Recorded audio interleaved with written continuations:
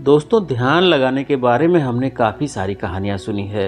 हमने काफ़ी सारी बातें सुनी है, लेकिन उसके बाद भी हम ध्यान नहीं लगा पाते हैं। हम किसी भी काम में मन नहीं लगा पाते। आखिर ऐसा क्यों होता है और ऐसी क्या वजह है जिस कारण जब भी हम कोई कार्य करना शुरू करते हैं तो हमारा मन भटकने लगता है। हमारे मन में तरह तरह के विचार चलने लगते हैं और हम उस कार्य पर ध्यान ही नहीं लगा पाते। तो अगर आप भी इस समस्या से दुखी हैं तो आज की ये जो वीडियो है यह आपके लिए बहुत ही महत्वपूर्ण होने वाली है। तो इस वीडियो को अंत तक जरूर देखें। इस कहानी में हम आपको कुछ ऐसे तरीके बताने वाले हैं जिसके माध्यम से आप किसी भी कार्य को मन लगाकर कर सकते हैं और आपका ध्यान भी प्रतिपल गहरा होता जाएगा। दोस्तों, एक समय की बात है। एक नगर में एक बहुत ही प्रसिद्ध गुरु रहा करते थे और वह बहुत ही विद्वान और बहुत ही ज्ञानी थे।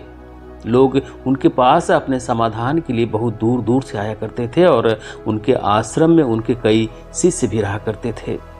एक दिन की बात है, वह अपने आश्रम में टहल रहे थे कि तभी उन्होंने देखा कि उनका एक शिष्य संस्कृत के शब्दों को एक पन्ने से दूसरे पन्ने पर उतारने का प्रयास कर रहा था, लेकिन बार बार गलती होने के कारण उसे वह सारा काम दोबारा शुरू करना पड़ रहा था। तभी उसकी नज़र उन गुरुवर पर पड़ी। जब उस शिष्य ने उन गुरु को देखा तो उन्हें प्रणाम किया और अपनी समस्या बताते हुए उन गुरुवर से कहता है कि हे गुरुवर, मैं काफ़ी देर से नए पन्ने पर उतारने की कोशिश कर रहा हूँ, लेकिन बार बार न जाने क्यों मुझसे गलती हो जा रही है। न जाने क्यों बार बार मेरा मन भटक जा रहा है। मैं हर बार अपने मन को साधने की कोशिश कर रहा हूँ, लेकिन बार बार मुझसे कोई ना कोई गलती हो ही जा रही है और इसी कारण मुझे बार बार यह काम एक नए सिरे से शुरू करना पड़ रहा है। आखिर ऐसा क्यों हो रहा है? इसका जवाब देते हुए वह गुरुवर अपने उस शिष्य से कहते हैं कि बेटा, ऐसा केवल ध्यान की कमी के कारण होता है, क्योंकि एक साधारण इंसान अपने मस्तिष्क की 99% ऊर्जा को यूं ही व्यर्थ कर देता है। इसी कारण उसका मन किसी भी कार्य में नहीं लग पाता और यही वजह है कि उनसे बार बार गलतियां होती रहती है और वह चाह कर भी उन गलतियों को सुधार नहीं पाते। और वहीं एक सधा हुआ मन इन कार्यों को बड़ी सरलता और सहजता से कर लेता है और इसके पीछे भी कई कारण हैं। तभी वह शिष्य उन गुरुवर से कहता है, कौन से कारण है गुरुदेव? तभी वह गुरु अपने उस शिष्य से पहला कारण बताते हुए कहते हैं, बेटा, आप लिखते वक्त जरूर किसी और घटना के बारे में सोच रहे हो। इस पर वह शिष्य हाँ में सिर हिलाते हुए कहता है, हाँ गुरुदेव, आपने बिल्कुल सही कहा। आज सभी शिष्यों की छुट्टी है और सभी अपने अपने कामों से बाहर गए हैं, लेकिन मुझे यह काम मिला है और मुझे इस काम को पूरा करना है। शायद यही कारण है कि मैं ठीक से मन नहीं लगा पा रहा हूँ। तभी वह युवा शिष्य उन गुरुवर से कहता है कि गुरुदेव, यदि हमारा मन कहीं ना लगे और हम किसी भी कार्य को सही ढंग से ना कर पाएं तो ऐसी स्थिति में हम अपने ध्यान को कैसे बढ़ा सकते हैं? इसका जवाब देते हुए वह गुरुवर अपने उस शिष्य से कहते हैं, बेटा, मैं तुम्हें कुछ ऐसे तरीके बताने जा रहा हूँ जिन्हें यदि तुम ध्यान में रखोगे तो तुम अवश्य ही अपनी ध्यान शक्ति को बढ़ा पाओगे और तुम किसी भी कार्य में गहराई से मन लगा पाओगे। आगे गुरुवर सबसे पहला तरीका बताते हुए कहते हैं कि शिष्य, जब भी तुम्हारा मन किसी कार्य में ना लगे तो सबसे पहले सांसें लो और गहरी सांसें छोड़ो। ऐसा करीब 5 बार करो और अपने मन को काम और अन्य चीजों से हटाकर केवल सांस पर ले जाओ।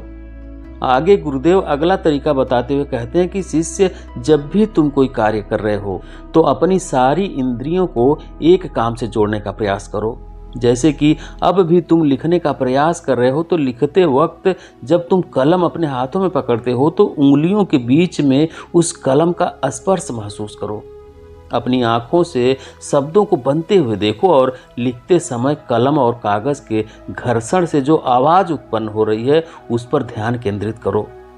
उसे ध्यान से सुनो या फिर तुम लिखते समय शब्दों का उच्चारण अपने मन के भीतर गूंजता हुआ महसूस करो और अब अपनी नाक से उस स्याही की गंध को महसूस करो। इससे तुम्हारी सारी इंद्रियां एकजुट हो जाएंगी और एक ही काम में जुट जाएंगी। आगे वह गुरुवर कहते हैं कि अपने काम के साथ एकजुट हो जाओ और अपनी इंद्रियों को अपने काम के साथ जोड़ने के बाद तुम्हारा ध्यान अत्यधिक गहरा हो जाएगा। इसका अर्थ यह हुआ कि तुम काम के साथ एक हो चुके हो, यानी कि तुम काम में पूरी तरह से खो चुके हो। और जब तुम इस प्रकार कोई काम करोगे तो तुम्हें समय का पता भी नहीं चलेगा और तुम्हारे कार्य में कोई गलती भी नहीं होगी।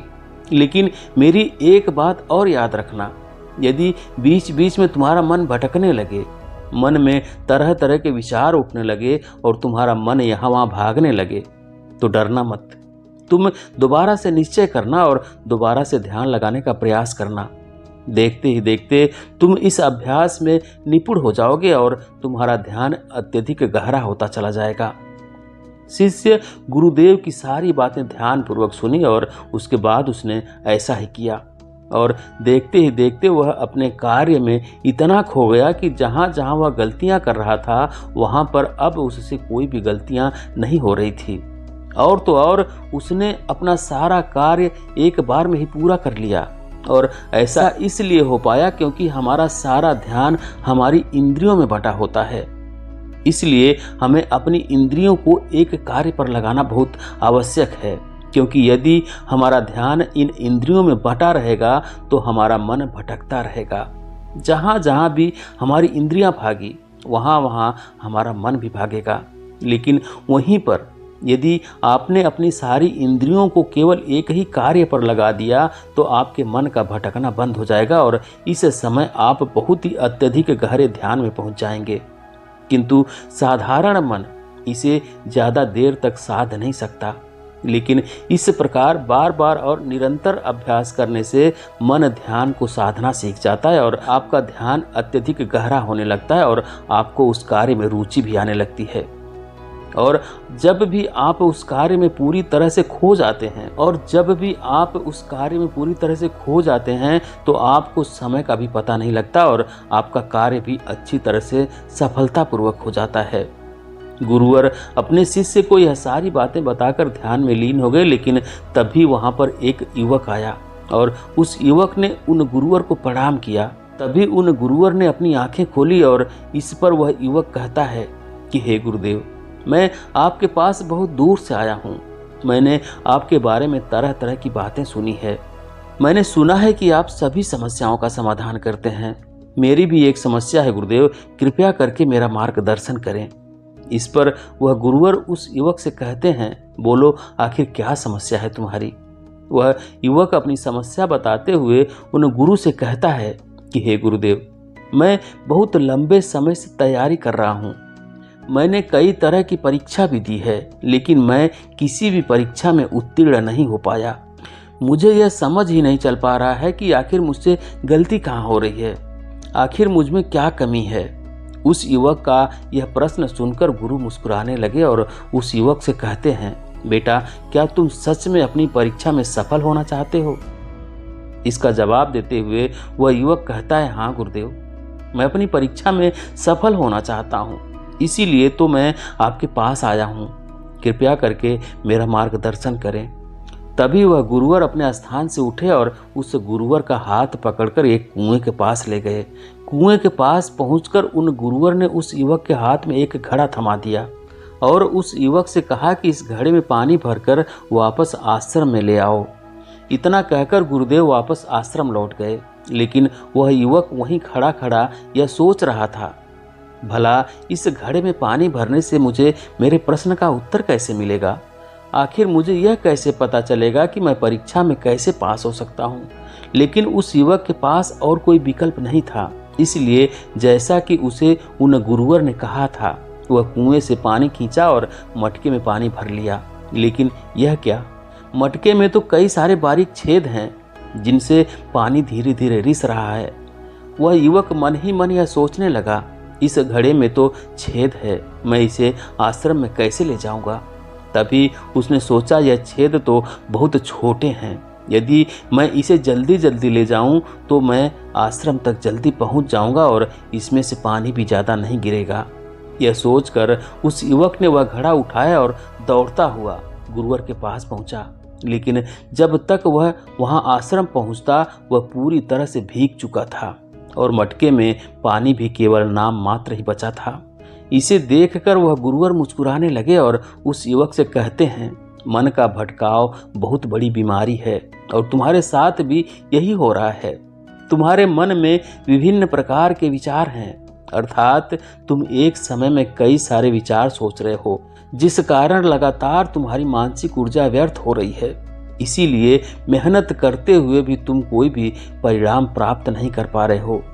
जैसा कि उस मटके में कई सारे बारीक छेद थे और तुमने सोचा कि तुम उसे लेकर जल्दी जल्दी आश्रम पहुंच जाओगे, जो तुम्हारा लक्ष्य था, लेकिन तुमने देखा कि वह सारा पानी धीरे धीरे करके उस मटके से गिरता चला गया और अंत तक इस मटके में केवल नाम मात्र पानी ही बचा है। इसलिए अपने मन को भटकने से रोको, क्योंकि ध्यान के बिना कोई भी कार्य पूरा नहीं किया जा सकता है। इस पर कुछ लोग जरूर कहेंगे कि कुछ काम केवल शारीरिक शक्ति से ही होते हैं, लेकिन याद रखें कि शरीर भी मन के आदेश पर ही चलता है।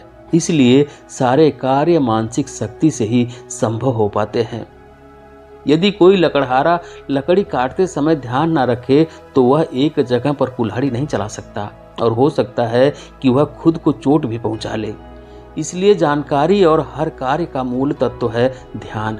और यदि तुम अपने जीवन में कुछ बड़ा हासिल करना चाहते हो, इस परीक्षा में सफल होना चाहते हो, तो तुम्हें एक जगह तो ध्यान लगाना सीखना ही होगा, क्योंकि तुम जैसी आदत डालोगे वैसा ही तुम्हारा मन बनता चला जाएगा। इसलिए जब भी तुम छोटे से छोटा कार्य भी कर रहे हो तो उसे पूरा मन लगाकर करो। ऐसा करने से हमारे मन का स्वभाव बदलने लगता है और हम किसी भी कार्य में मन लगाने लगते हैं। और यदि एक बार तुमने इसमें निपुणता हासिल कर ली तो तुम्हें सफलता अवश्य मिलेगी। तभी वह युवक उन गुरुवर से कहता है, किंतु हे गुरुवर, जब भी मैं पढ़ने बैठता हूँ तो मन में तरह तरह के विचार आने लगते हैं और मैं मन के उन विचारों में फंसता चला जाता हूँ। मैं चाह कर भी अपने मन को रोक नहीं पाता। ऐसी स्थिति में मैं मन के उन विचारों को कैसे छोड़ सकता हूँ। इस पर वह गुरुवर मुस्कुराते हुए उस युवक के हाथों में गिलास थमा देते हैं और उस गिलास में लबालब पानी भर देते हैं। फिर उस युवक से कहते हैं, यह गिलास जो तुम्हारे हाथ में है, इस गिलास में से एक भी बूंद पानी नीचे गिरना नहीं चाहिए, इसे पकड़ कर रखो। इस पर वह युवक कहता है, लेकिन कब तक?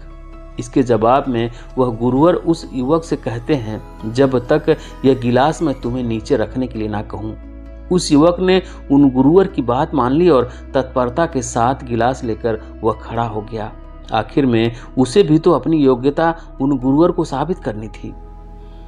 शुरू में तो सब कुछ ठीक चल रहा था, लेकिन कुछ ही देर बाद उसके मन में तरह तरह के विचार उठने लगे और यह सोचने लगा, आखिर यह सब करने से भला क्या होगा। मैं चाहे कितनी भी कोशिश कर लूं, लेकिन मेरा मन मेरे बस में नहीं आने वाला। मैं उस पर नियंत्रण नहीं पा सकता। मैं कभी नहीं बदल पाऊंगा। यह सोचकर वह लड़का मन ही मन असहज होने लगा। वह लगातार कोशिश करता रहा, लेकिन अब उसके शरीर के हिलने से बार बार पानी गिलास से नीचे गिर रहा था और जमीन पर फैल रहा था। यह देखकर वह गुरुवर उस युवक से कहते हैं, बेटा, जब तुम्हारा मन शांत था तब तक पानी की एक बूंद भी गिलास से नीचे नहीं गिरी, लेकिन जैसे ही तुम्हारे मन में तरह तरह के विचार उठने लगे, तुम्हारा शरीर भी वैसी ही प्रतिक्रिया देने लगा और तुम्हारे शरीर की प्रतिक्रिया देने के कारण गिलास से पानी नीचे गिरने लगा और जमीन पर फैलने लगा। आगे वह गुरुवर उस युवक को समझाते हुए कहते हैं, बेटा, जैसे गर्म लोहे पर हथौड़े की चोट पड़ती है तो वह एक नया आकार लेता है, ठीक उसी तरह से विचार एक छोटे हथौड़े के जैसा होता है, जिसकी चोट से इंसान का शरीर, व्यक्तित्व और मन आकार लेने लगता है। अर्थात तुम्हारा यह मन गिलास में पानी की तरह है और यह बहुत आसानी से भटक जाता है, विचलित हो जाता है। यदि तुम चाहते हो कि गिलास में भरा हुआ यह पानी शांत रहे, तो इसके लिए तुम्हें अपने मन को शांत रखना होगा। इसके बाद वह गुरुवर उस युवक से कहते हैं कि अब इस गिलास को एक बार फिर से पकड़ो और अपना सारा ध्यान अपनी सांसों पर ले लो। सांसों को अपने पेट में, सीने में आता जाता महसूस करो। हाथ में जो दर्द है, जो असहजता हो रही है, उसे जाने दो। मन में जो विचार आ रहे हैं, उन्हें जाने दो। खुद को यह याद दिलाओ कि तुम मन नहीं हो, बल्कि मन को देख रहे हो। तुम सांस भी नहीं हो, तुम सांस को देख रहे हो।